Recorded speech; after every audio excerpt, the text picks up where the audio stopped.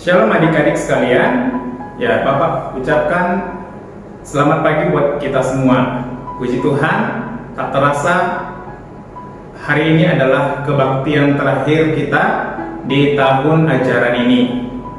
Puji Tuhan, penyertaan Tuhan sungguh luar biasa yang sudah menyertai kita sepanjang 1 tahun ini, sehingga kita bisa melewati semuanya itu karena pertolongan Tuhan. Ya, nah ini adalah ibadah terakhir kita. Biarlah kiranya kita memberikan hati dan pemikiran kita untuk beribadah kepada Tuhan. Amin. Kita angkat pujian, ku tak akan menyerah. Biarlah pujian ini menjadi kekuatan bagi kita. Minggu ini adalah minggu tenang untuk mempersiapkan diri kita menghadapi pujian kenaikan kelas kehidupan. Biarlah kiranya kita tetap bersemangat mempersiapkan diri kita. Kita angkat pujian ini.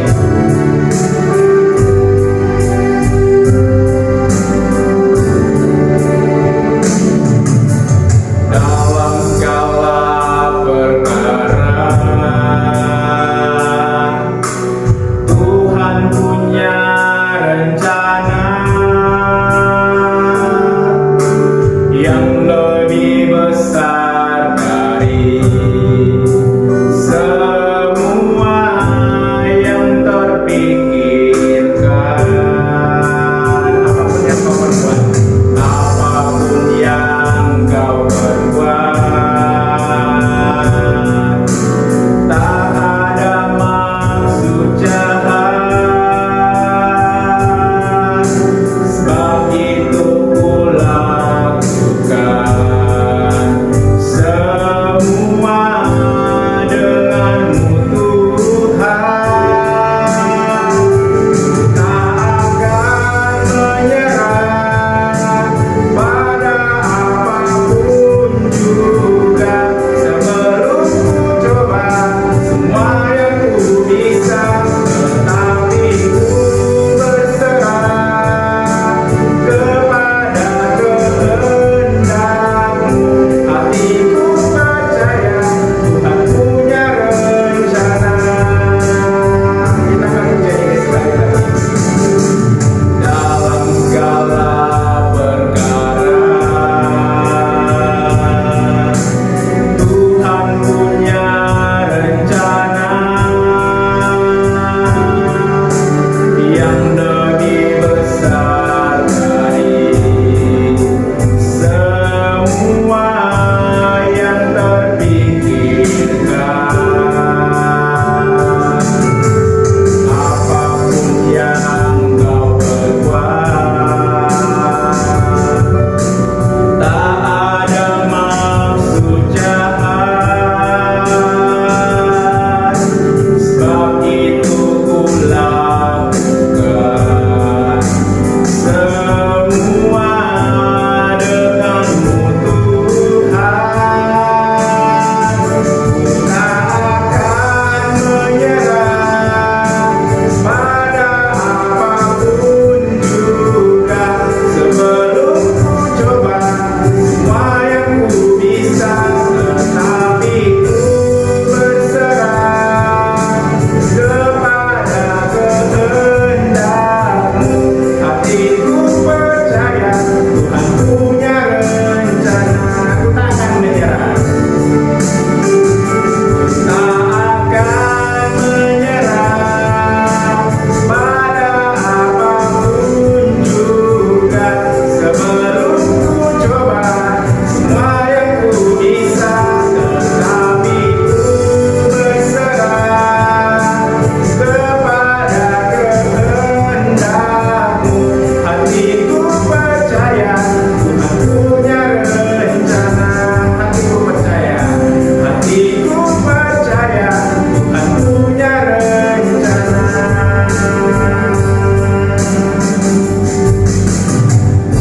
Kita berdoa.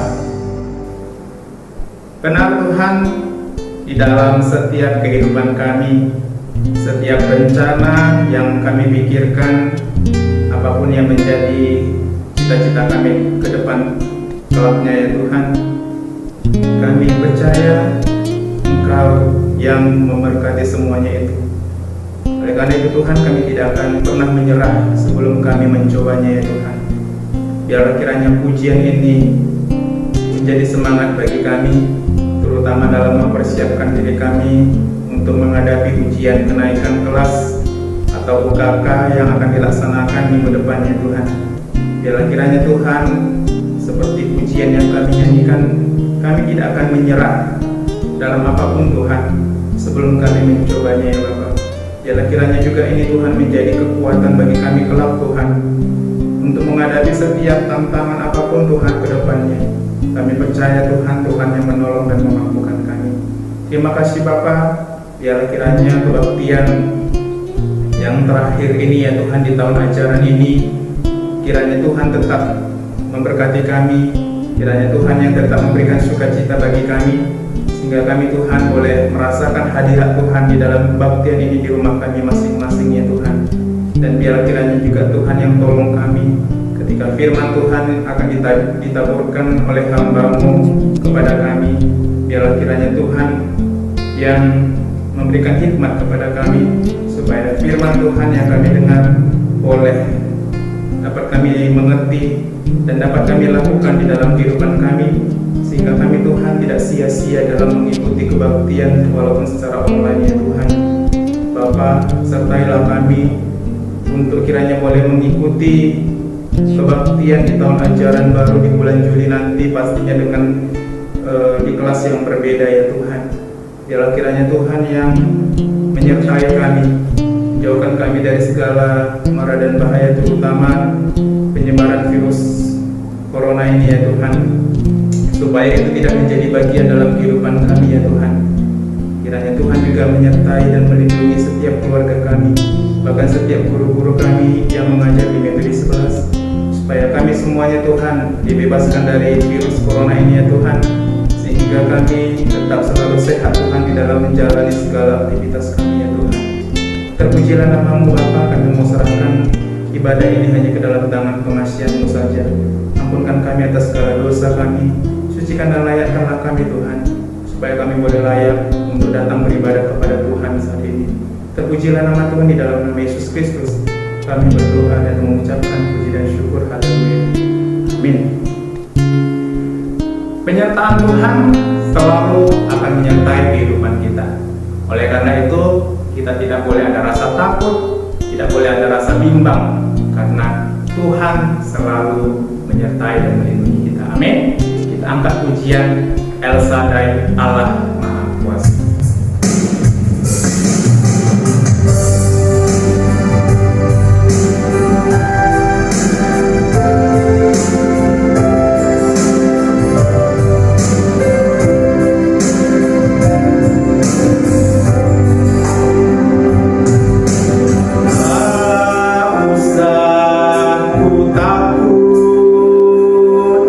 Allah menjagaku.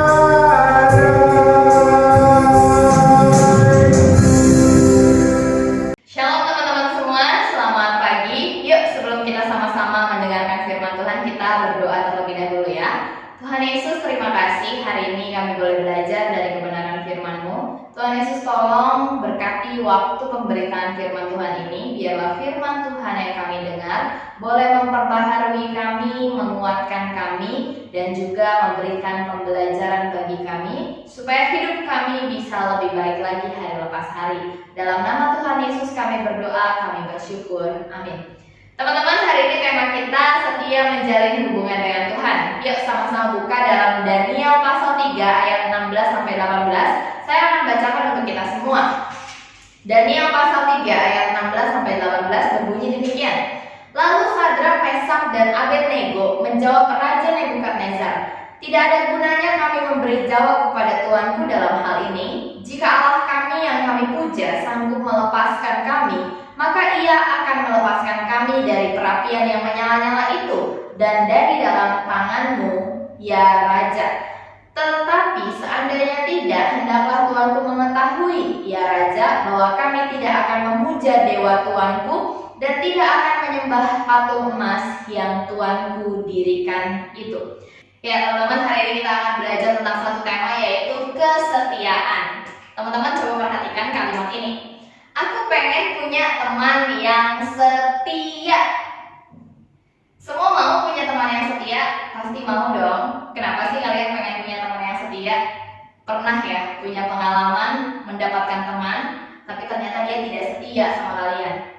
Atau ada orang yang dulunya akrab banget sama kalian, terus karena ada satu masalah, jadi berpisah dan nggak pernah akrab lagi, bahkan ngomongan pun nggak pernah sampai sekarang. Kalian ditinggalkan atau kalian meninggalkan. Kita sebetulnya dalam hati kecil kita pengen banget punya teman yang setia sama kita, selalu ada sama kita. Makanya kenapa kalau ada istilah best friend ditemani kata forever, artinya apa? Saya pengen menjadi sahabat kamu dan saya pengen kamu menjadi sahabat saya, itu bukan sementara, tapi selamanya. Kita saling setia, saya setia jadi sahabat kamu, kamu setia jadi sahabat saya. Kamu tidak menjelek-jelekan saya di belakang, saya juga tidak menjelek-jelekan kamu di belakang. Kita adalah best friend forever. Tapi seringkali yang kita dapetin adalah susah banget nyari teman atau sahabat yang bisa forever, ya enggak? Ini tuh sebetulnya artinya apa sih? Dari sini kita tuh tahu sebetulnya artinya bahwa manusia ini sulit yang namanya setia. Kesetiaan manusia itu terkadang dibatasi oleh ruang dan waktu. Misalnya gini, oke, di awal pertemanan 1 tahun pertama saya setia berteman sama dia. Nah, kesetiaan manusia ini terbatas ya. Nanti di tahun kedua misalnya mendapati ada masalah gitu, kalian berantem gitu. Masih mau setia nggak berteman? Banyakan sih ya udah bubaran gitu ya. Ya udahlah, nggak apa-apa. Toh teman juga masih banyak yang lain. Nah, dari hal ini sebetulnya kita tuh bisa menyimpulkan bahwa sebetulnya setia itu hal yang nggak mudah bagi manusia. Setia itu adalah hal yang sulit bagi manusia. Tapi kita harus jujur nih, di dalam hati kita pengen kan punya teman yang setia, punya pasangan, bahkan nanti kalian pun akan cari pasangan yang setia sama kalian. Jadi teman-teman yang terkasih, di sini kita sama-sama setuju ya kalau kita pengen punya teman yang setia. Kenapa sih harus setia? Coba pikir-pikir dulu. Kenapa kamu pengen punya teman yang setia, yang tidak mengkhianati kamu, tidak meninggalkan kamu, yang selamanya bisa sama-sama kamu? Kenapa kamu pengen punya teman yang setia? Udah memikirkan alasannya? Oke, saya kasih 3 alasan. Kenapa sih kamu pengen punya teman yang setia? Atau kamu pengen punya orang-orang yang setia selalu ada sama kamu ya? Nah nih, kenapa kamu dan saya pengen punya teman yang setia? Karena kita tahu rasanya dikhianati, diduakan, ditinggalkan itu gak enak. Gak ada orang yang bisa happy ketika dia dikhianati, ketika dia diduakan, ketika dia ditinggalkan ya. Gak ada orang yang masih bisa happy-happy aja seolah-olah tidak terjadi apa-apa ketika dia mengalami 3 peristiwa ini. 3 hal ini dapat membuat manusia merasa tidak bahagia. Maka dari itu kenapa di dalam hati kecil kita itu rindu banget pengen punya teman yang setia. Karena kita tahu rasanya kalau dikhianati, ditinggalkan sama teman terbaik kita itu rasanya sangat amat tidak nyaman dan sangat amat bikin kita sedih. Nah teman-teman, sekarang gini, kalau kita melihat setia sama manusia aja penting sekarang, apalagi kesetiaan sama Tuhan. Teman-teman, kita nggak suka ya ditinggalin, kita nggak suka dikhianatin gitu. Tapi berapa sering sih kamu dan saya meninggalkan Tuhan hanya untuk menikmati dosa-dosa? Berapa sering kamu meninggalkan persekutuan hanya untuk main game? Berapa sering kamu tidak ikut ibadah online hanya untuk melakukan hal-hal yang menyenangkan untuk kamu? Ini adalah salah satu contoh kita bersikap tidak setia. Tidak setia pada persekutuan kepada Tuhan.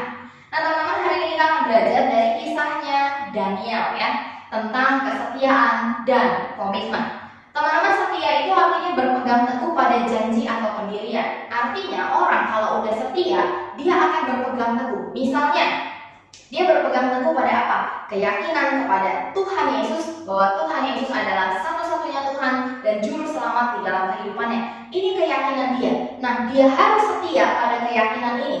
Nah, sama kayak kamu hari ini, kamu percaya kepada Tuhan Yesus, maka kamu harus setia pada keyakinan ini. Kamu harus setia pada pendirian ini. Mau ke depannya nanti kamu misalnya diajak oleh orang untuk masuk ke agama lain, atau misalnya kamu nanti mendapati bacaan-bacaan, artikel-artikel yang menyatakan hal-hal yang tidak benar gitu ya, kamu akan tetap setia pada pendirianmu bahwa Yesus Kristus adalah Tuhan dan Juru Selamat saya. Ini adalah hal yang harus kamu pegang teguh sampai nanti kamu bertemu dengan Tuhan Yesus. Jadi kalau orang sudah setia sama satu Tuhan, yaitu Tuhan Yesus, dia akan terus setia sampai akhir sama Tuhan Yesus. Ini namanya setia, berpegang teguh. Nah, apa yang kamu pegang teguh? Yang kamu pegang teguh adalah iman kepercayaan kepada satu Tuhan, yaitu Tuhan Yesus. Nah, setia ini punya pasangan ya, nggak kayak kalian jomblo gitu ya, nggak bercanda ya. Setia itu punya pasangan. Pasangan dari kesetiaan itu adalah komitmen. Apa sih artinya komitmen? Komitmen adalah keterikatan untuk melakukan sesuatu atau tanggung jawab. Perhatikan baik-baik. Keterikatan yang dimaksud ini apa? Saya dengan Tuhan, apakah ada keterikatan? Apakah saya dengan Tuhan Yesus itu terikat? Terikat dalam hal apa? Teman-teman, perlu kita mengerti, waktu kamu percaya kepada Tuhan Yesus, kamu masuk ke dalam perjanjian dengan Allah. Perjanjiannya apa? Kamu adalah anak Tuhan yang harus melakukan firman Tuhan di dalam hidupmu, setia sama Tuhan sampai akhir hidupmu, dan percaya kepada Tuhan sampai akhir hidupmu. Ini adalah perjanjian antara kamu dengan Tuhan. Nah, ketika kamu setia sama Tuhan sampai akhir hidupmu, kamu akan mendapatkan upah, yaitu hidup yang kekal bersama dengan Tuhan Yesus di dalam kerajaan sorga. Nah, banyak orang tidak memahami ini. Mereka berpikir, oh oke, saya mau percaya sama Tuhan Yesus sampai akhir hidup saya. Nah, tetapi saya tidak terikat. Artinya apa? Kalau hari ini saya percaya sama Tuhan Yesus, nanti misalnya di umur 17 saya mau pindah kepercayaan, ya nggak masalah. Teman-teman, ketika kita sudah memutuskan untuk percaya sama Tuhan Yesus, ingat kita harus setia sama Tuhan Yesus sampai akhir hidup kita, sehingga kita bisa mendapatkan upah hidup yang kekal. Kalau kamu mengaku percaya sama Tuhan Yesus tapi tidak mau setia sama Tuhan Yesus dan tidak mau mengikat diri dengan perjanjian, yaitu kamu tidak mau melakukan firman Tuhan, kamu tidak mau menaati Tuhan, ya itu artinya kamu hanya mau enaknya aja ya. Artinya gimana? Oh, saya mau masuk surga, semua mau masuk surga, ya enggak? Tetapi saya tidak mau terikat dengan firman Tuhan. Saya tidak mau terikat dengan Tuhan Yesus. Saya maunya terikat dengan kenikmatan dunia. Saya mau melakukan hal yang enak-enak buat saya. Mau itu dosa atau enggak ya enggak apa-apa, itu urusan nanti. Kan percaya Tuhan masuk surga. Teman-teman ingat, percaya Tuhan Yesus dan melakukan firman Tuhan, itulah yang masuk ke dalam kerajaan sorga. Kalau percaya Tuhan Yesus tetapi tidak melakukan kebenaran firman Tuhan, kamu hanya melakukan apa yang nikmat menurut kamu, sering melakukan dosa, berarti itu kamu hanya percaya, dalam tanda kutip percayanya ece-ece doang ya, karena tidak ada kesetiaan pada firman Tuhan, tidak ada komitmen untuk melakukan firman Tuhan.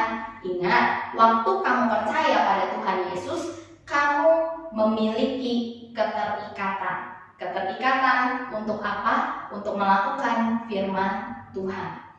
Tadi kita udah ngerti artinya setia dan komitmen itu apa. Sekarang kita belajar dari Daniel ya. Ada dua hal yang bakal kita pelajari dari Daniel. Nah teman-teman, Daniel ini setia menjalin hubungan dengan Tuhan walaupun penuh resiko. Teman-teman, pada hari itu Daniel ini adalah orang yang diculik oleh kerajaan Babel ya. Pada hari itu Israel, semua orang yang ada di Israel karena kalah di dalam perang di bawah pimpinan Raja Nebukadnezar. Ketika dibawa ke Babel, Daniel ini ternyata adalah salah satu orang yang sangat berprestasi. Jadi Daniel ketika di Babel, dia ini diangkat menjadi orang yang disayang oleh Raja Nebukadnezar. Nah, ketika Daniel ini menjadi orang kesayangan Raja Nebukadnezar, Raja Nebukadnezar ini rupanya pilih kasih terhadap orang-orang yang lain. Jadi Raja Nebukadnezar ini lebih mengutamakan Daniel dibanding dengan orang-orang yang lain ya. Nah, hal ini membuat orang-orang yang ada di kerajaan itu jadi iri sama Daniel. Akhirnya apa? Mereka mencari-cari kesalahan Daniel. Mereka mulai melihat, oh Daniel ini kok berdoa kepada Allah yang berbeda dari Allah yang disembah oleh Raja Nebukadnezar. Oh, mari kita bujuk Raja Nebukadnezar untuk apa? Untuk mengeluarkan satu peraturan kalau ada orang yang berbeda menyembah Tuhannya, bukan yang disembah sama Raja Nebukadnezar, orang itu akan dihukum. Nah, akhirnya tibalah peraturan itu dikeluarkan, dan di situ Daniel ketika melihat peraturan tersebut bahwa setiap orang yang ada di Babel harus menyembah raja yang disembah Raja Nebukadnezar, apakah Daniel menjadi takut? Daniel tidak menjadi takut. Daniel tidak kehilangan kesetiaannya kepada Tuhan. Dia tetap berdoa kepada Tuhan Allah Israel yang hari ini kita sembah di dalam nama Tuhan Yesus. Dia tidak takut. Walaupun raja sudah mengeluarkan peraturan setiap orang yang menyembah Allah yang lain akan dihukum, Daniel tidak takut. Daniel tidak berubah setia. Dia tetap setia berdoa kepada Tuhan Yesus. Nah, teman-teman yang terkasih dalam Tuhan, perhatikan ya. Daniel hidup di bawah resiko. Ketika dia berdoa kepada Tuhan Yesus, dia ada di bawah resiko. Resikonya apa? Dia bisa dihukum. Tetapi kita lihat nih, ternyata Daniel, Sadrak, Mesak, dan Abednego ini walaupun mereka tahu akan ada hukuman ketika mereka berdoa kepada Tuhan Allah Israel, mereka tidak takut. Di dalam ayat yang tadi sudah saya bacakan untuk kita semua, di sini dituliskan bahwa sekalipun dihukum, Daniel dan teman-temannya dia tidak mau menyembah patung yang dibuat oleh Raja Nebukadnezar. Perhatikan ini, Daniel tidak kehilangan kesetiaan meskipun nyawanya terancam. Ini yang harus kita contoh dari Daniel. Ketika nyawanya terancam, dia tidak berpaling dari Tuhan, dia tidak meninggalkan Tuhan. Kamu gimana? Hari ini nyawamu tidak terancam, tapi kenapa kamu rela meninggalkan Tuhan hanya demi melakukan dosa yang kamu sukai? Teman-teman, kita harus bertobat ya. Kalau kita rela meninggalkan Tuhan demi melakukan dosa, kita harus bertobat. Kita harus kembali kepada Tuhan. Kita harusnya lebih takut kehilangan Tuhan dibanding kehilangan kenikmatan-kenikmatan yang dihasilkan dari dosa. Nah, teman-teman, hal kedua yang kita pelajari dari Daniel adalah dia berkomitmen untuk hanya menyembah kepada satu Tuhan. Nah, teman-teman lihat ya, Daniel tidak hanya setia berpegang teguh pada Tuhan yang ia percaya, yaitu Tuhan Allah Israel, tetapi dia juga berkomitmen. Dia mau sampai seterusnya, sampai selamanya dia hanya menyembah kepada satu Tuhan walaupun banyak ancaman. Kita melihat ya, Daniel ini 2 kali ya tertimpa hukuman. Yang pertama, hukumannya adalah masuk ke dalam perapian yang menyala-nyala. Yang kedua, hukumannya adalah masuk ke dalam gua singa. Kedua hukuman yang diterima Daniel ini itu penyebabnya sama, karena Daniel tidak mau menyembah patung yang dibuat oleh Raja Nebukadnezar. Karena apa? Daniel sudah setia kepada Tuhan, dia berpegang teguh pada iman, percaya pada satu Tuhan, dan dia berkomitmen bahwa saya bukan hanya hari ini setia sama Tuhan Yesus, tapi hari ini, besok, dan selama-lamanya saya mau setia hanya kepada satu Tuhan, walaupun ada banyak ancaman, walaupun ada banyak resiko. Ini komitmen dan kesetiaan saya pada Tuhan Allah Israel. Teman-teman, kamu begitu nggak sama Tuhan? Oh, saya tahu hari ini ada ibadah, saya mau setia beribadah, saya mau berkomitmen ikut ibadah walaupun online atau tatap muka, diwajibkan atau nggak diwajibkan, saya mau tetap ibadah karena ini adalah kesetiaan saya sama Tuhan, ini adalah komitmen saya sama Tuhan. Apapun yang menggoda saya di jam ibadah, saya mau tetap beribadah pada Tuhan. Meskipun di jam ibadah ada teman ngajak mabar, ada teman main COD, saya tidak mau terpengaruh, saya mau menjalankan kesetiaan dan komitmen saya pada Tuhan. Teman-teman, ini yang seharusnya betul kita lakukan. Tetapi apakah kita semua melakukan ini? Apakah kita semua setia dan berkomitmen pada Tuhan? Kebanyakan dari kita mudah sekali kehilangan kesetiaan dan komitmen kita pada Tuhan. Hari ini bilang mau bertobat, kamu sendiri yang bilang, contoh percuma hari ini tobat, besok juga buat dosa lagi. Itu artinya apa sih?